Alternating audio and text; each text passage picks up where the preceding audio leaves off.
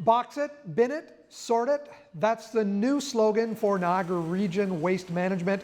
And it's timely because October 19th, changes to garbage collection take place across the region. Joining us now, Sherry Tate from Niagara Region. Sherry, welcome to the program. Thank you very much for having me. I appreciate it. I have to tell you, I just downloaded the app to take a look at it, and I find it looks like it's going to be very, very helpful. I turned on the notifications. How did you come about, how did Waste Management at Niagara Region come about to decide on these particular changes? So we did a lot of consultation and a lot of review of best practices from other municipalities. And we've known from past campaigns is that, education only goes so far. You can do communication campaigns about using green bins, but we're sitting stagnant around that 56% diversion rate, and about 48% of the population of Niagara using the green bin. And we know that we needed some sort of policy change in order to get residents to start using the green bin more. So in other municipalities that have implemented every other week garbage collection, that was kind of the motivator for residents to start using the green bin if they weren't already using it. So, that's kind of how it came about. We want to really decrease the amount of, organics and recycling that's going into our landfill, and want to extend the life of those landfills. So every other week is that policy change that will help do that. That's going to be the biggest change for people to adjust to, is the every other week with the garbage. But it should, I guess the theory is, it should incentivize them to make sure that they're not throwing out that stuff that's going to smell after a week. From the curbside audits that we've seen, about 64% of the garbage bag is actually recycling and organic, and 50% of that is organic material. So the green bin and recycling will continue to be collected weekly. So a lot of that smelly material, or that material that people are concerned about, with every other week garbage collection, should be placed in the green bin, and that will continue to be collected weekly.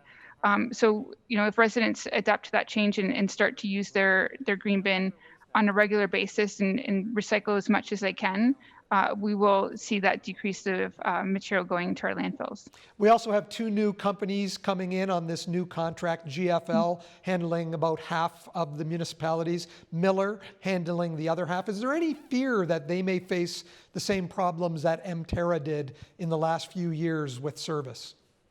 I think we've been meeting with Miller and GFL on a regular basis, since they've been awarded this contract, and they have all the resources in place for the start of this contract. They have obviously all the staff hired. Over the course of the year, they become familiar with the contract and our services. So, we're confident that they'll be able to take over that service and do it well. Of course, with any transition, any period, there is a learning curve, for the residents as well. And some of the drivers will be, a new route. So we will be at that transition period where, with any sort of new service change that we'll see. Besides the new slogan that I mentioned off of the top, you've sent out some new mailings.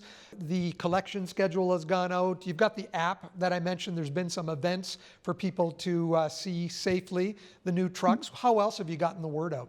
So we've been doing a lot of, social media posts, a lot of newspaper ads. We had the collection guide that was mailed out to all, households over the last couple weeks.